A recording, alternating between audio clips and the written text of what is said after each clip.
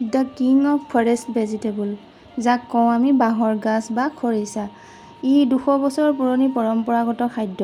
ইয়াত প্ৰচুৰ পৰিমাণে প্ৰ'টিন, শ্বেতসাৰ, কেলচিয়াম, আঁহ আৰু খনিজ লৱণ পোৱা যায়। ই বিষৰ কাৰণে ভাল। মহিলাসকলৰ বিভিন্ন ৰোগৰ বাবেও ই অতি উত্তম। নমস্কাৰ জনাইছোঁ সকলোলৈকে মোৰ অন্য এটা ভিডিঅ'লৈ। আশা কৰিছোঁ আপোনালোকে ভিডিঅ'টো শেষলৈকে চাই যাব। এয়া মই বনাবলৈ লৈছোঁ খৰিচা বা বাঁহৰ গাজৰ আচাৰ। আপোনালোকে চাই যাবচোন।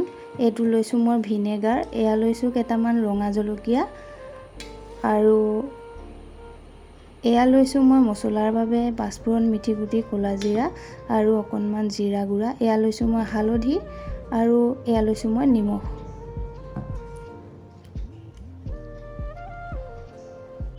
আপোনালোকে বাৰু ইয়াৰ ওপৰত বিভিন্ন ধৰণৰ ৰেচিপি জানে যদি মোক ক'বচোন দেই কমেণ্টত। এই ধৰণৰ বস্তুখিনি মই যোগাৰ কৰি ল'লোঁ। এতিয়া মই জলকীয়াকেইটা অলপ কাটি লৈছোঁ ওপৰতে, আৰু এনেকৈ কাটি লৈছোঁ ৰঙা জলকীয়াকেইটা। অনুগ্ৰহ কৰি ভিডিঅ'টো চাই যাব শেষলৈ।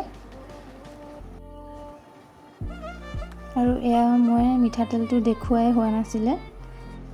আৰু এয়া মই কেৰাহীখন পাতি ল'লোঁ, আৰু যিখিনি মছলাৰ বাবে লৈছিলোঁ সেইখিনি অলপমান ভাজি লৈ তাৰপিছত মই এইখিনি খুন্দি দিম।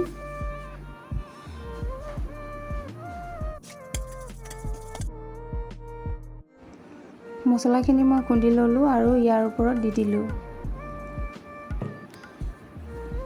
এতিয়া এই গোটেই উপকৰণখিনি মিলাই লৈ হালধি, নিমখ মই জোখমতে দি ল'লোঁ। আপোনালোকে নিজে বস্তুৰ পৰিমাণ অনুযায়ী নিমখটো দি দিব, হালধিখিনিও দি দিব। দিয়াৰ পিছত ইয়াত মই অলপ দিছোঁ ভিনেগাৰ। ভিনেগাৰটো দিলে বস্তুটো নষ্ট নহয় আৰু বহু দিনলৈ। এনেও ৰ'দত দি থাকিলে নষ্ট নহয় বাৰু। এয়া দিলোঁ মই মিঠাতেল, আৰু এনেকৈ দি গোটেই বস্তুখিনি মই এতিয়া হাতেৰে ভালকৈ মোহাৰি ল'লোঁ। এনেকৈ ভালকৈ গোটেই বস্তুখিনি মিলালৈকে মোহাৰি ল'ব লাগিব। আৰু তাৰপিছত মোহাৰি হোৱাৰ পিছত কেইটামান কণ্টেইনাৰ লৈ, আপোনালোকে চিচাৰৰ কণ্টেইনাৰ হ'লে ভাল হয়, কণ্টেইনাৰ লৈ তাত এনেকৈ ভৰাই দিব। আৰু দুদিনমান ৰ'দত দিলেই নিজে নিজে টেঙা হ'ব। টেঙা হ'লে আচাৰখিনি খাবলৈ হৈ যাব। এতিয়া মই বনাম বাঁহৰ গাজৰ খাৰ। এয়া হৈছে বাঁহৰ গাজখিনি লৈছোঁ মই। তাৰপিছত এয়া অকণমান নহৰু, পিঁয়াজ লৈছোঁ, দুটামান জলকীয়া, পাঁচফোৰণ। এয়া মই খাৰ দি বনাম। এয়া মিঠাতেলকণ দি ল'লোঁ, আৰু ইয়াতে পিঁয়াজ, নহৰুখিনি অলপ টাইম ভাজি ল'ম। পাঁচফোৰণো দিম ইয়াতে।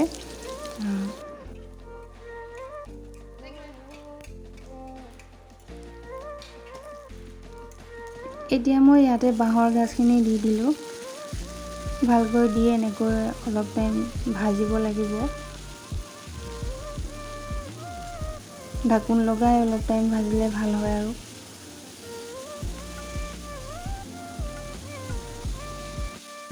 এতিয়া মই ইয়াত মোৰ সোৱাদ অনুযায়ী নিমখ দিলোঁ, আৰু পৰিমাণ অনুযায়ী হালধি দিলোঁ। এনেকৈ দি লৈ অলপ টাইম আকৌ পুনৰ ভাজিলোঁ। এতিয়া মই ইয়াতে কলখাৰ দিছোঁ। আপোনাৰ ঘৰত যদি কলখাৰ নাথাকে তেতিয়াহ'লে কিনা চ'দাও ব্যৱহাৰ কৰিব পাৰে। এয়া মোৰ কলখাৰ আছিল, গতিকে মই এয়া কলখাৰে দিছোঁ। এয়া মই ঢাকোন লগাই দিলোঁ, আৰু ঢাকোন লগাই দি অলপমান পিছত পানী দি আকৌ পুনৰ এনেকৈ অলপমান উতলিব দিব লাগিব। এয়া চাওকচোন, উতলি পেলাই আকৌ পানীখিনি নাইকিয়া হৈ গ'ল। এয়া বাঁহৰ গাজৰ খাৰ খাবলৈ পৰা হ'ল। এয়া মই বাঢ়ি দেখুৱাইছোঁ, চাওকচোন। খাবলৈ কিন্তু বৰ ধুনীয়া। এয়া আমাৰ ইহঁত দুজনীক চাওকচোন, এয়া দৈ দি ভাত খাইছে। ইহঁতে আকৌ এয়া যি টি ব্যঞ্জন বনালে নাখায়। এয়া চাওকচোন, মই এতিয়া ঢেকীয়া আৰু মাছৰ পেটু ভাজিম। এই ভাজিখনৰ কথা আৰু কি ক'ম, ইমান ধুনীয়া লাগিছিল নহয় খাই। মই কোনোদিন খাই পোৱা নাই বাৰু।